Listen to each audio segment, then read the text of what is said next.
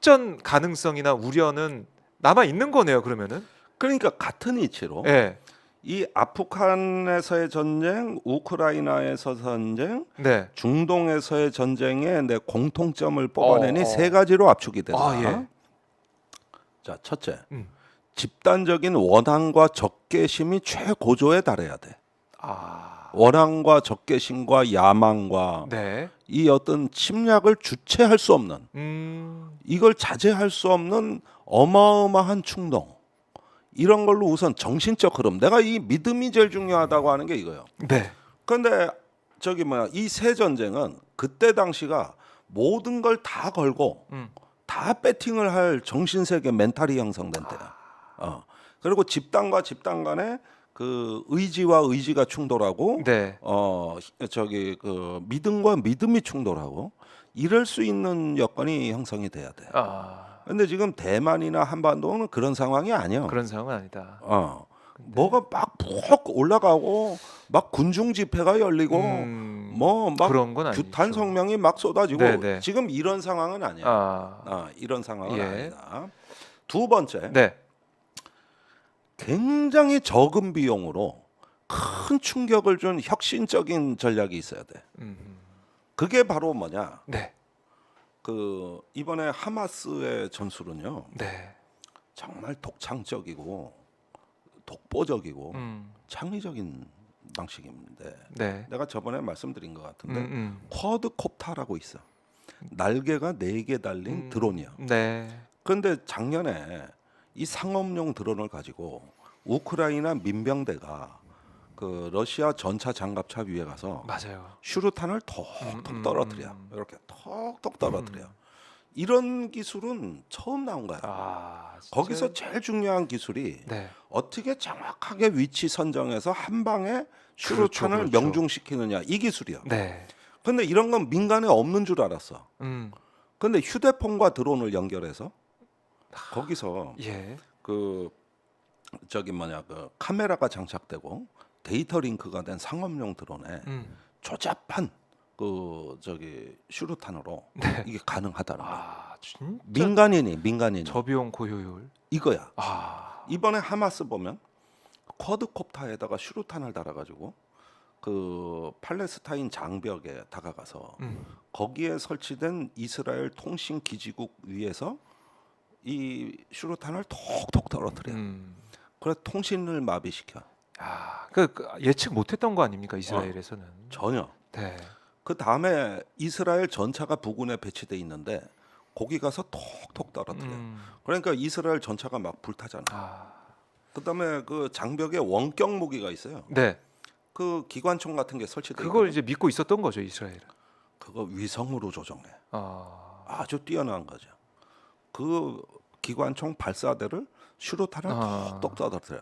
이렇게 해서 눈과 귀를 멀게 하고 신경망을 파괴해서 감쪽같이 모르게 하고 쭉 쳐들어가니까 그렇죠. 지상에서 이제 불도저로 밀고 네. 하늘에서 패러글라이딩으로 밀고.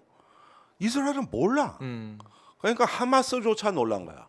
이스라엘이 이렇게 쉽게 뚫리네. 그래서 실제로는 한 10명 정도 인질을 잡아오려는 소규모 도발을 하려고 그랬는데 그냥 뚫려버리니까. 가서 행동이 자유로우니까 네. 마구마구 범위가 확산이 된 거예요. 그래서 비극이 마구마구. 또 그래서 발생을 전쟁이 했고. 생각보다 커진 거예요. 네. 목적을 넘어선 아하. 그 전쟁을 했는데 네. 이 양상을 제가 자세히 분석을 해보고 영상을 보니까 네. 이 하마스의 전술은 우크라이나 전쟁을 연구하지 않았으면 절대 나올 수가 없어. 이건 이 독특한 기술들 같은 경우는 네. 적은 비용으로 큰 충격을 주는 이런 혁신적인 아이디어, 개념, 기술. 이건 정규군은 안 갖고 있는 기술들이에요. 그렇죠. 이거라서 이걸 에스메트릭 워페어, 즉 비대칭 전쟁이라 그래. 적이 대항할 수 없는 방식으로 네. 적이 못 갖고 있는 걸 우리가 구사하는, 그래서 비대칭, 에스메트릭 워페어라고 하는 거란 말이에요. 근데 아무리 봐도 이거는 우크라이나 전쟁을 보고 배운 거예요. 네. 철저히 학습하고 업그레이드했다. 이 점에서 살인의 기술은 인간의 본성에 있는 악한 그 악성 네. 본성이 살인의 기술은 너무나 빨리 학습한다. 그러니까 전염병처럼 퍼진다. 에. 걱정입니다. 그래서 이런 증오 지금 뭐 하마스 이스라엘 보면 이게 정말 두 번째. 증오가 있고 그다음에 기술이 있고 기술이 있고 세 번째 네. 정부의 기능이 개판이야. 통제가 안 돼. 아하. 예컨대 하마스는 이제 정부라고 하지만 네. 사실은 그 이스라엘 괴멸을 노리는 무장 단체고 예. 이걸 팔레스타인 자치정부가 통제 못해. 통제가 안 되죠. 하마스. 통제 못해. 예. 그리고 저기 러시아도 쳐들어가기 전에 러시아 총참모부가 네. 여러 가지 보고서를 올렸는데 푸틴이 다 어. 외면하고 이제 통제불능의 그 전쟁 독단적으로 네. 결정해서 가버리고. 그런 거라든가. 네. 근데 아하. 이 저기 또 아프가니스탄 정부는 처음부터 무너지는 쪽으로 갔어. 처음부터. 무너지는 쪽으로 예. 갔어. 이렇게 정부 기능이 무너져. 근데 지금 남북한은 정부 기능이 무너지지 않았다. 그렇네요. 통제 우리 가능한 상황과, 전장이다. 예, 비교해 보면. 대만도 네. 대만 정부와 중국 정부가 엄연히 존재한다. 그러니까 협상 가능한 정부가 존재한다는 거예요. 그러니까 위기가 통제 불능으로 가기에는 정부의 기능이 네. 살아 있고 건재하기 때문이다. 음. 그러면 한반도나 대만에서는 확전이 안 돼. 이게 이게 어디로 가느냐? 세 가지 조건을 다 충족한 대로 가는 거야. 그 어디냐? 발트 상부, 아르메니아, 네. 아제르바이잔 여기 위험해. 그다음에 시리아, 예. 이라크, 그렇죠. 거기도 지금 그다음에 레바논, 위태위태하죠. 레바논까지. 요르단 서안, 웨스트뱅크, 서아프리카의 몇 개 나라. 예. 여기가 위험해. 여기가 굉장히 위험해. 이건 전염병처럼 퍼져. 전염병처럼. 말씀하신 지역에서도 분쟁이 나타날 수 있고 전쟁까지 갈 수도 있는 것이고 아니면은 뭐 중동 또 확전으로 번질 수도 있는 것 같고 그렇습니다. 아직 알 수가 없다. 그래서 쉽게 예, 이 예측할 수 제목이 없어요. 예. 그 지금 어떻게 보면은 이 중동 사태 여하에 따라 가지고 뜻밖의 위기로 나타나. 이 세 건 다 예측 못했잖아. 그렇죠. 어. 어떻게 예측했습니까? 다 틀렸죠, 미국. 다 틀려. 네. 그러니까 미국 말은 반대로 믿으라니까. 그래서 네. 이런 면에서 미국이 이제까지 어떤 세계의 질서를 미국이 갖고 있는 자기의 확증 편향으로 바라보고 네. 현상 변경을 하려다 다 벌어진 일이요.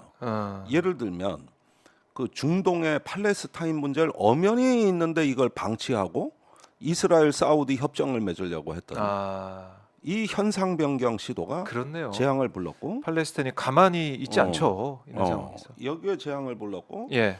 그다음에 동유럽으로 나토 국가를 마구마구 확장해 오다가 이게 이제 현상 변경이라고 느낀 러시아의 역풍을 맞이한 거고 네.